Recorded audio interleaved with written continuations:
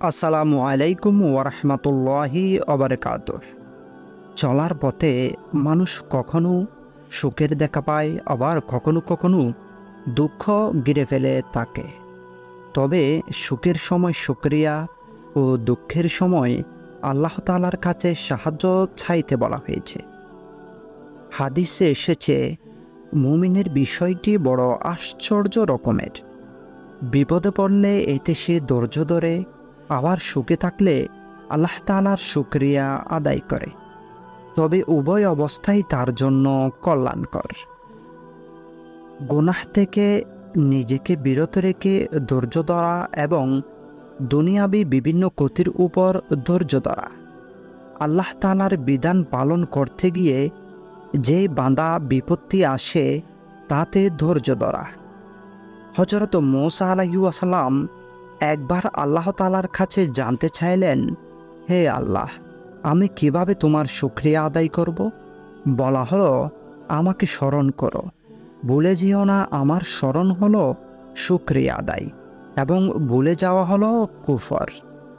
কোরআন, হাদিস ও বুজুর্গদের বাণীতে ধৈর্যের অনেক উপকারিতার কথা বর্ণনা করা হয়েছে। ধৈর্যশীলদের পুরস্কারের বিষয়ে কোরআনেও বলা হয়েছে, হে মুমিনগণ, তোমরা ধৈর্য ও নামাজের মাধ্যমে সাহায্য প্রার্থনা করো। নিশ্চয় আল্লাহ ধৈর্যশীলদের সঙ্গে রয়েছেন।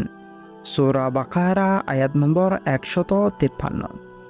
ক্ষতিগ্রস্ত মানুষের কবল থেকে মুক্ত থাকতে মহান আল্লাহ সূরা আসরের যে 4টি গুণে গুণান্বিত হওয়ার কথা উল্লেখ করেছেন, তার মধ্যে সবর বা ধৈর্য অন্যতম, যা আজ আমাদের অনেকেরই মধ্যে অনুপস্থিত।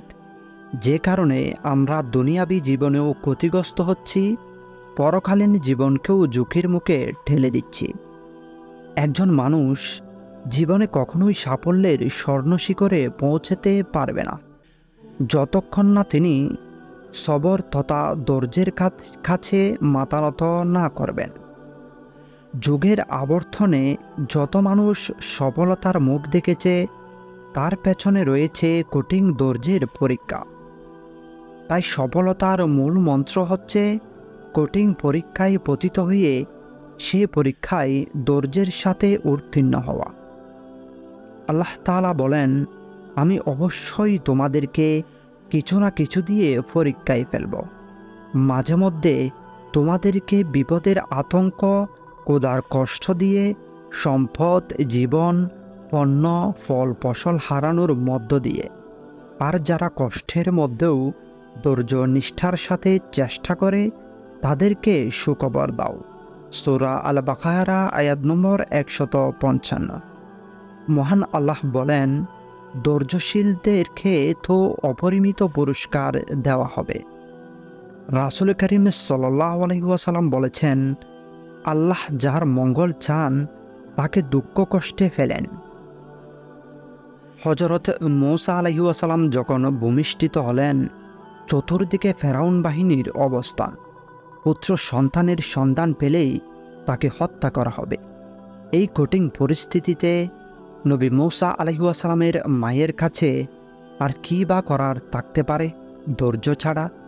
তখন কঠিন ধৈর্যের পরীক্ষা দিয়ে আল্লাহর উপর ভরসা করে পানিতে ভাসিয়ে দিলেন নবী মূসা আলাইহিস সালামকে। কিন্তু ফলাফল দেখুন, সেই সন্তানকে শুধু মহান আল্লাহই রক্ষাই করলেন না, ফেরাউনের মাধ্যমে তার মায়ের কাছে রাজকীয়ভাবে লালিত পালিত হওয়ার সৌভাগ্য দান করলেন। ইয়াকুব আলাইহিস সালাম যখন তার অন্য সন্তানদের হিংসার বশবর্তী হয়ে ইউসুফ আলাইহিস সালামকে হারিয়ে ফেললেন, তখন তার অবস্থা কেমন ছিল আমরা কি তা ভুলে গেছি? মহান আল্লাহ বলেন, সেই ইয়াকুব আলাইহিস সালামকে বলল, না, তোমাদের মন তোমাদের জন্য একটি কাহিনী সাজিয়ে দিয়েছে, সুতরাং পূর্ণ ধৈর্যই শ্রেয়। হয়তো আল্লাহ তাদের একসাথে আমার কাছে এনে দেবেন। তিনি সর্বজ্ঞ ও প্রজ্ঞাময়। সূরা ইউসুফ আয়াত নম্বর 83। এই কঠিন ধৈর্যের পরীক্ষা কতই না কঠিন ছিল। জীবনের শেষ পর্যায়ে তার চোখ অন্ধ হয়ে গেল, কিন্তু তিনি বিন্দুমাত্র ধৈর্যচ্যুত হলেন না। বিনিময়ে তিনি শুধু তার সন্তানকেই পেলেন না, বরং তার সন্তানকে তিনি পেলেন নবী এবং মিশরের শাসনকর্তা হিসেবে। আল্লাহু আকবার! ধৈর্যের ফল কতই না সুমধুর। জীবনের পরন্ত বিকেলে হযরত আইয়ুব আলাইহিস সালাম রোগাক্রান্ত হয়ে মহান আল্লাহর পক্ষ থেকে এমন এক পরীক্ষার সম্মুখীন হন, যেখানে তিনি সন্তান, সন্ততি, আত্মীয় স্বজন, দাস দাসী, বিশাল সম্পত্তিসহ সব কিছু হারান। এক পর্যায়ে জীবন ধারণের জন্য শহরের বাইরে গিয়ে এক ছোট্ট কুটিরে আশ্রয় নেন। এই পরীক্ষাকালে স্ত্রী রাহিমাই ছিলেন তার একমাত্র সঙ্গী। কোরআনের ভাষায় এবং স্মরণ করো আইয়ুবের কথা, যখন সে তার প্রতিপালককে আহ্বান করে বলেছিল, আমি দুঃখ কষ্টে পড়েছি, তুমি তো দয়ালুদের মধ্যে সর্বশ্রেষ্ঠ দয়ালু। তখন আমি তার ডাকে সাড়া দিলাম, তার দুঃখ কষ্ট দূরীভূত করে দিলাম, তাকে তার পরিবার পরিজন ফিরিয়ে দিলাম এবং তাদের সাথে তাদের মতো আরও দিয়েছিলাম আমার বিশেষ রহমত রূপে এবং ইবাদতকারীদের জন্য উপদেশ স্বরূপ।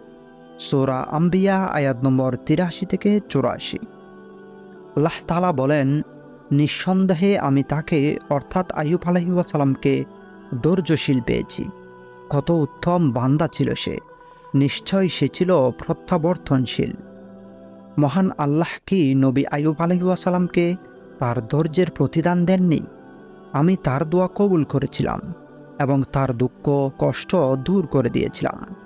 কিভাবে দূর করা হয়েছিল সে বিষয়ে আল্লাহ বলেন যে, তিনি তাকে ভূমিতে পদাঘাত করতে বলেন, অতঃপর সেখান থেকে স্বচ্ছ পানির ঝর্ণা দ্বারা বেরিয়ে আসে, যাতে গোসল করায় তার দেহের উপরের কষ্ট দূর হয় এবং ওই পানি পান করায় তার ভেতরের কষ্টও দূর হয়ে যায়। হযরত মারিয়াম আলাইহিস সালাম যখন সন্তান হাতে তার কওমের কাছে বেরিয়ে এলেন, তখন তাকে কত মানসিক নির্যাতনের শিকার হতে হলো।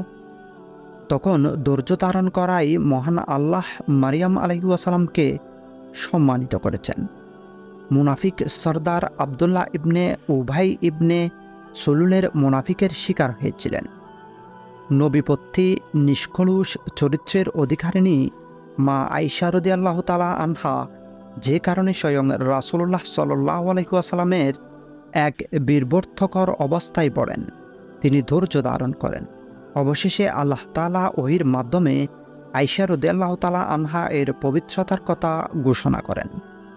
তাই আসুন, যে কোনো কঠিন বিপদে বিচলিত না হয়ে মহান আল্লাহর উপর ভরসা করে ধৈর্য ধারণ করে তাকেই সব কিছু জানাই।